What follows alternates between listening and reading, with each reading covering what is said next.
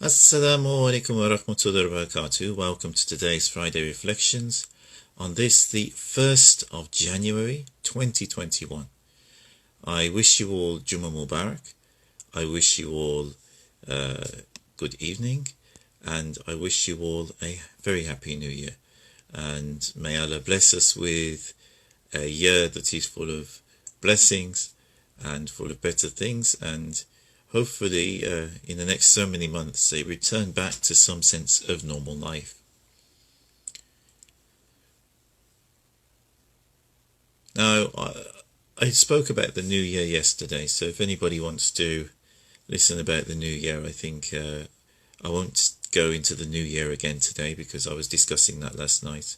I apologise that today's Friday Reflections is later than I would normally do it.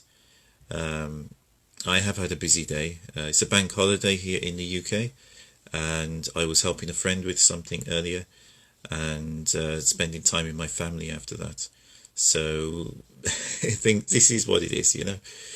But this evening I would like to read a little bit from this book, which is called Wisdom of the Idiots by Idries Shah, and something from this book which is called Zen Flesh, Zen Bones, and it's compiled by Paul Reps and Nguyen Senzaki, but it's actually transcribed from an older Buddhist collection of stories. And I find it interesting because, you know, when you read widely as I do, you often find similar themes pop up in different places. So it's not like you've got one group of people who exclusively have the truth. And this is, of course, today a claim that a lot of people make, that our madhab is the better one, or tariqah is the best one, our sheikh is the most rightly guided, or minhaj is the saved group and all of the others are going to burn. We hear these things a lot these days. Some people, you know, from other religions, they also say the same things, that our religion is the right religion and it's only through Jesus that you can get to heaven, or it's only through following, you know, one of the Buddhist masters that you will reach enlightenment, or it's only through following a certain Hindu yogi that you will reach enlightenment and, you know, escape the cycle of births and deaths, as the Hindus believe. So we hear this a lot from different groups of people, that they are the people who are right and everybody else is wrong. It's troubling. It always has troubled me. The reality is that all of these paths are like streams that are coming from a single source. And like a stream, you know, as a stream meanders down a hillside and through the valleys, it meanders, it goes in different directions. It picks up different soil and sediments and, you know, maybe different leaves. If it's meandering in the mountains, it might pick up pine leaves and spruce leaves, you know, like needles that are growing in the mountains, and this will make the water more acidic. If it is meandering in the valleys, it might pick up oak leaves and silts and things like this that you will find in the valleys. If it's meandering further down towards the sea, it'll probably pick up a lot of plastic and all kinds of pollution, sadly. But this is the thing, and if we use this analogy of streams, the streams all come from the rain. The streams are all made of water. They come from the rain and they flow down the hillsides and they flow towards the sea, and enter the sea, which enters into the ocean. Then they evaporate and the cycle begins again. And it is a cycle. It goes around as it is discussed in the Holy Quran. But as that water meanders through different sediments, through different mountains, through different soils, it picks up different qualities. So some people might say, oh, the water in this stream, it is yellow. And if they phone their friend, they will say, oh no, the water in my stream, the water is black. Oh no, the water is yellow. No, the water is black. And someone else that's living in a very clean place, they might say, no, the water is clear. I can't I can't see any colour in it. It's just beautiful. They're all describing water that came from the same rain, that evaporated from the same ocean. It's not different. It's what it's picked up along the way. The water itself is still H2O. It's still water. But amongst that water, it's picked up other things depending on what course it has taken. And in the same way, human beings in life, depending on what course we take, we pick up different influences. We pick up different languages, cultures, foods that we might eat. And this applies to whole groups of people as well, whether those groups of people are social groups or whether they are religions. And so they pick up different things because of the environment that they are passing through. So, this is why you've got such diversity amongst our human family. Because the environments around the world vary, the cultures vary, societies vary. And all of this rubs off against each other to create these uniquenesses that everybody has. And, religious purists, they'll get concerned and they'll say, but these people are misguided. They are following something which is not revealed in our scripture. And it's an understandable point of view, and it's also a valid one that we should take note of.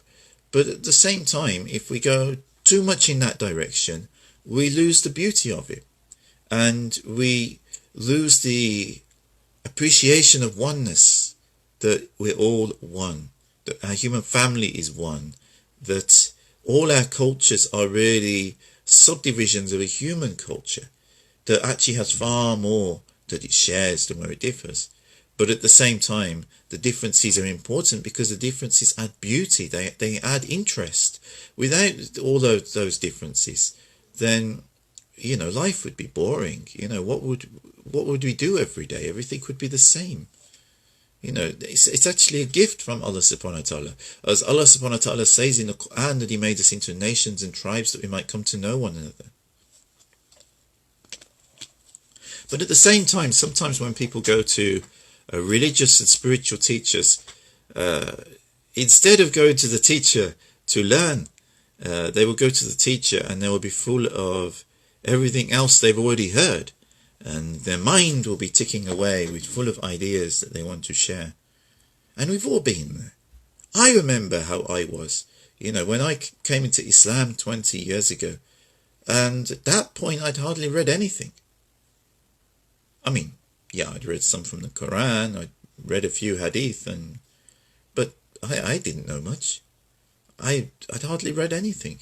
And there I was sitting with people who are much more knowledgeable than me, and I was firing away with all these ideas that I've got. SubhanAllah. It is something that it's amusing in a way, and it is very human. But Assalamu alaikum, good to see you. It's amusing in a way, and in another way, it's how we learn.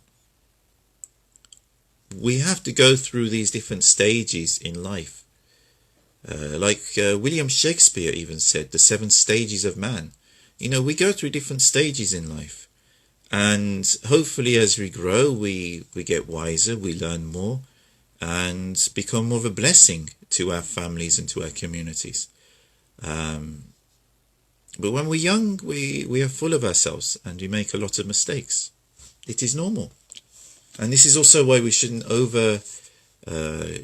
when people are going through that, we should sympathetically remind them some things in a nice way, take them to one side, have a word with them in a nice way, but not judge them, because they are going through a stage, and eventually they will pass through that stage.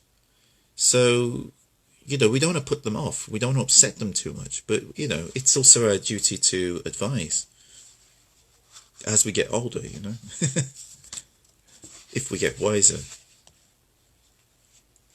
Astaghfirullah, Allah forgive me.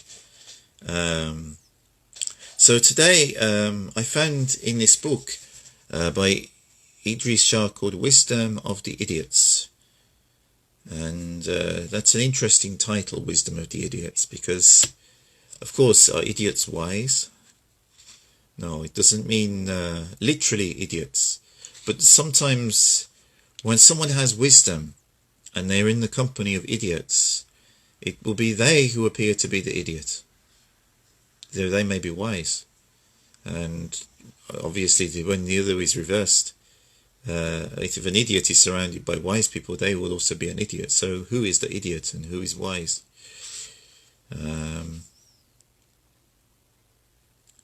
But that's another story. So, Bismillahirrahmanirrahim, full up. A man came to Bahauddin Naqshband and said, I have travelled from one teacher to another, and I have studied many paths, all of which have given me great benefits and many advantages of all kinds. I now wish to be enrolled as one of your disciples, so that I may drink from the well of knowledge, and thus make myself more and more advanced in the tariqah, the mystic way. Bahauddin, instead of answering the question directly, called for dinner to be served. When the dish of rice and meat stew was brought, he passed plateful after plateful upon his guest. Then he gave him fruits and pastries, and then he called for more pilau, and more courses of food, vegetables, salads, confitures. At first the man was flattered, and as Bahauddin showed more pleasure at every mouthful he swallowed, he ate as much as he could. When he was eating slowed down, the Sufi Sheikh seemed very annoyed, and to avoid his displeasure, the unfortunate man ate virtually another meal. When he could not swallow even another grain of rice, and rolled in great discomfort upon a cushion, Bahauddin addressed him in this manner.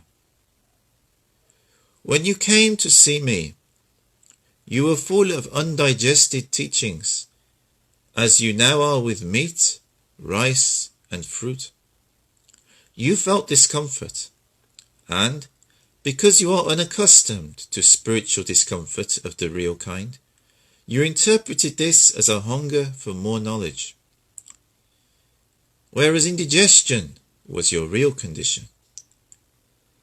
I can teach you if you will now follow my instructions and stay here with me, digesting by means of activities which will not seem to you to be initiatory, but which will be equal to the eating of something which will enable your meal to be digested and transformed into nutrition, not weight.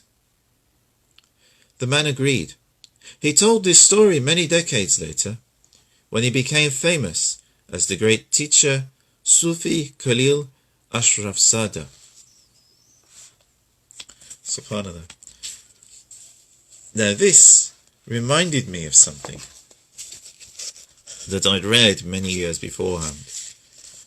Even Yusuf Islam actually used a version of this story in one of his CDs.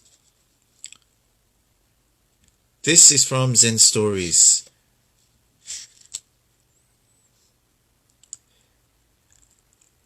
A cup of tea. Nanin, a Japanese master during the Meiji era, 1869 to 1912, received a university professor who came to inquire about Zen. Nanin served tea. He poured his visitor's cup full, and then kept on pouring. The professor watched the overflow until he could no longer restrain himself. It is over full. No more will go in. Like this cup, Nanin said, you are full of your own opinions and speculations. How can I show you Zen unless you first empty your cup?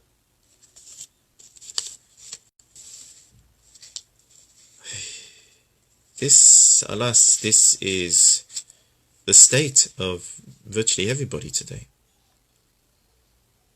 And the way our education systems work, it's not really about digesting and understanding with most subjects and with the way they are taught. And this has even come into the religious sphere these days. In the past, there were some religious teachers who taught religion in that way. But there were also a lot more teachers that taught wisdom. They didn't just teach you that this is halal and this is haram. They also taught their students why this is halal and why this is haram. And when this haram can also be, in some special circumstances, halal, while those certain circumstances continue, or in certain very specific situations, and when it is definitely not halal. They taught these things. They didn't just give a list and say, oh, all of these things are haram, they are forbidden, and you mustn't have anything to do with them. They didn't just say, like I've heard some teachers today say, alcohol is haram. Oh, but what about this deodorant? It's got a bit of alcohol in it. Akhi, it is haram. It's got alcohol in it. Well, do we drink it? We were forbidden to drink alcohol. Doesn't mean that alcohol in other situations, if it's used as a cleaner or if it is used as some kind of, just as a chemical ingredient in something that is not for human consumption, that is haram. It's never been haram. It depends on what the purpose is, or what it is being used for. We were instructed in the Quran not to drink, because it would lead us to drunkenness, and that drunkenness would stop us from being able to worship Allah. You don't get drunk if you use a bit of perfume that contains a little bit of alcohol. You don't drink it. You wouldn't want to drink it, because it contains other things, which are probably even more bad for you to eat than alcohol. And people don't think of that. And that's probably true also of the ones which are halal perfumes. They almost certainly will contain ingredients which you don't want to eat. So we have to understand the context and why. There is a reason behind it. There is a famous ruling in Sharia that if you are on a desert island and the only thing to eat is a pig, and that will save you if you eat it, that while that circumstances exists, it becomes halal for you to eat that pig. Not in Birmingham or Wolverhampton or London or, in anywhere else in the world where you've got access to halal food, but in certain strained, serious circumstances, because what happens in that situation is the need to safeguard your life becomes more important. It gains a preeminence over the fact that the pork is haram to eat. Because if it saves your life, as long as it's the only thing that can save your life, then it becomes permitted. And this is also why scholars have given rulings that if some medicines contain a bit of gelatin or they contain a bit of alcohol, that they are not haram. They only become haram if it becomes your food, if it's something which you are eating as food, or if there is very widely available alternatives that you can easily access. So you don't need to have that one containing ingredients which are haram. But because its purpose is medicine, then it becomes halal. Similarly, if those ingredients were used in something else, like you could have a piece of leather that is made from a pig, and it is used as a pouch or a pair of shoes or something, you're not going to eat these things. Now, some people would probably prefer to avoid it, which is fair enough, but it doesn't mean it is haram, because it's haram to eat a pig. It's not haram to use its skin for something else. So, this is the sort of understanding which you don't see very often these days. People give a very simplistic understanding. This is halal, this is haram. They will also, talk about all sorts of other things. And it's not even conveying any real information. So it's important that people listen to those people who have knowledge, and that they listen to see if the person has knowledge as well. But you can't even tell if the person has knowledge if you don't listen to them. If you talk over them, you can't hear what they are saying. So you don't know if they are right or wrong. Even if you're in a debate with someone, you must listen to what they are saying.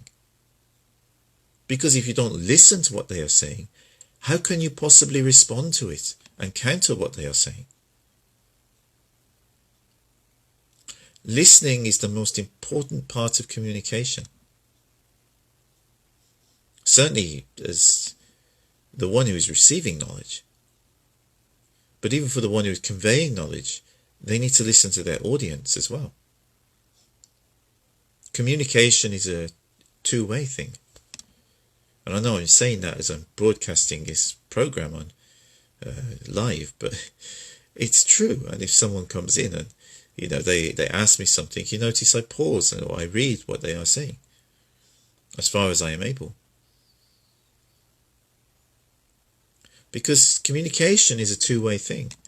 And sometimes, because not everybody is watching at the same time, people will send me comments afterwards, which I will respond to. But what is interesting between these two stories is one is in a Buddhist book and the other one is in a Sufi book. The Sufi story happened actually before this story, which happened in the 19th century because Shah lived a very long time ago. But they actually contain the same wisdom. And people always like to highlight the differences, and our way is the saved way, and those other guys have nothing. And of course, in all of these traditions, it's a training process. Some people, they attach themselves to a sheikh or to a Buddhist master or to some other kind of spiritual leader, and they follow them. They might listen to them even, but then they don't practice what they are taught. Something else I've seen a lot over the years. And this is why I try to practice what I am taught as far as I'm able. Sometimes we're not able. Sometimes we can't do these things. Sometimes it's not within our abilities or our gifts. Sometimes circumstances prevent that. Sometimes we're just not at that stage yet where we're able to perform certain things. But what we are able, and we learn from our teachers, we should try to put into practice. Otherwise, what are we learning?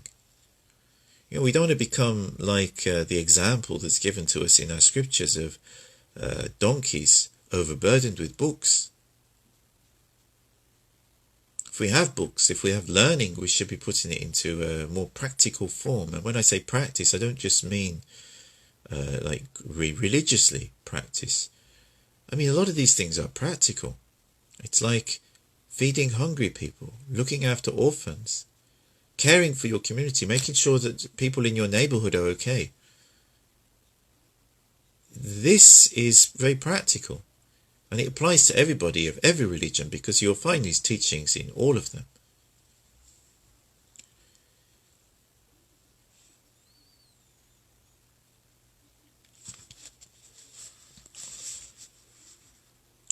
But these Sufi ways, and the same is true with the Buddhist ways, is to teach people how to become the sheikh. Reality is, most of the students won't do that.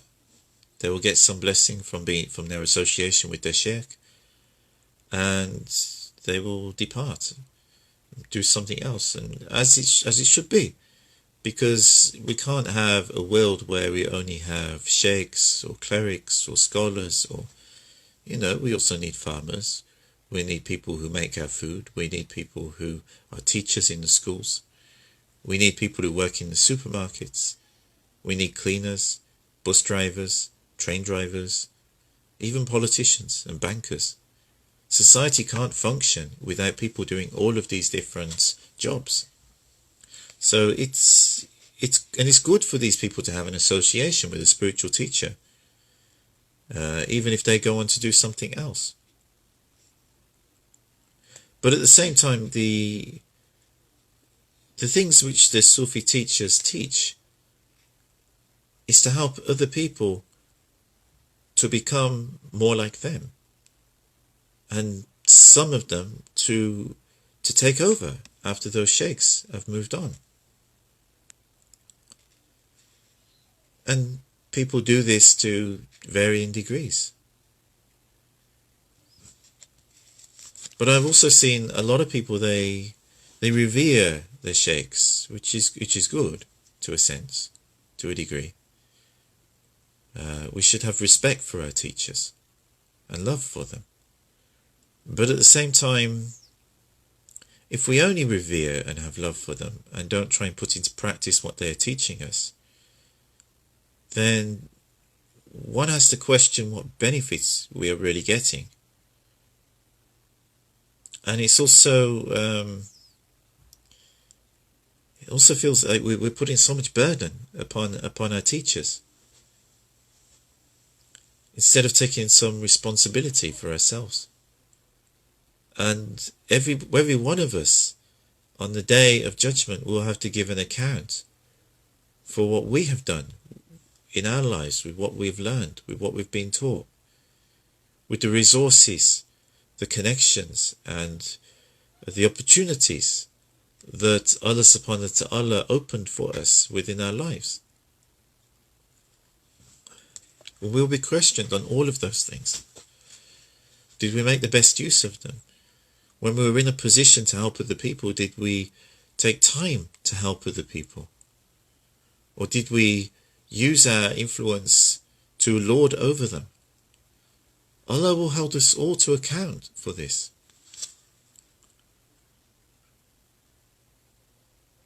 And this is a precision thing. It is something which is a skill, as can be seen from this story.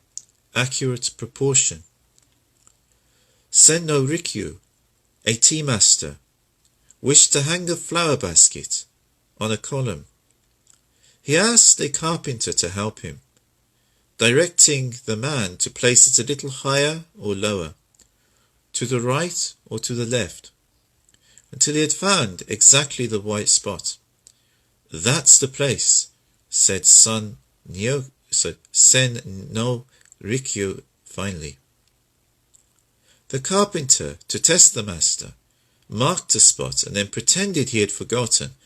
Where was this place? Was it this place, perhaps?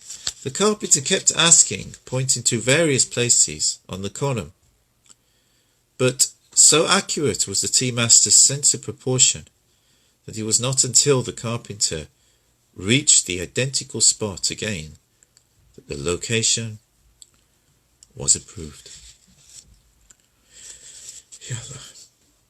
This is what we are aiming for. Those who are really in the way of tariqah, and clearly those who are in the path of Zen, are aiming for perfection. We will never achieve perfection, of course, because only Allah is perfect. But we are aiming to refine our religion. We are aiming to, in other words, our practice of religion. We are aiming to refine our character. We are aiming to refine our intentions and our actions. In short, we are aiming to be the best human beings that we can possibly be. That, of course, doesn't mean that we are without fault. Far, far from it. And the more we walk this path, the more aware of the many faults that we have. But that is the path. That's what the path teaches us. It exposes our own faults to ourselves, to our awareness, so that we can start to do something about them. So that we can start to cure ourselves of these things and to rise above them. And it is a long process. No one gets there like that. It takes a lifetime. And this also should teach us not to be judgmental towards other people, because we are all at different stages on that path.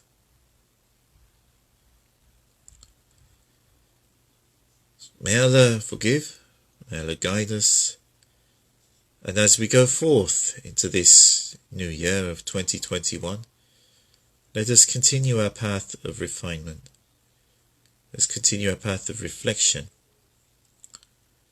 And let us hopefully come out of all of this as better human beings.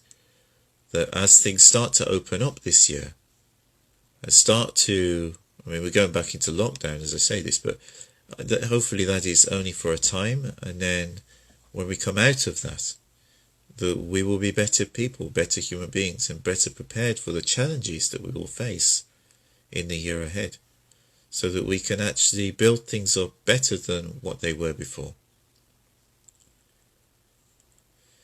May Allah bless you all and bless us with a very prosperous and good year for you, for your families, and for everyone in our human family. Allahumma salli ala Sayyidina Muhammad wa ala Sayyidina Muhammad wa barik wa sallim. Al-Fatiha, Bismillahirrahmanirrahim, Alhamdulillahi Rabbil Alamin, Ar-Rahmanir-Rahim, Maliki Yawmiddin, Iyyaka na'budu wa iyyaka nasta'in, ihdinas siratal mustaqim, siratal ladzina an'amta 'alayhim, ghayril maghdubi 'alayhim wad-dallin. Amin. I will see you all next week on the Thursday for the Zikr, and also on the Friday for the Friday Reflections, inshallah. Assalamu alaikum wa rahmatullah wa barakatuhu.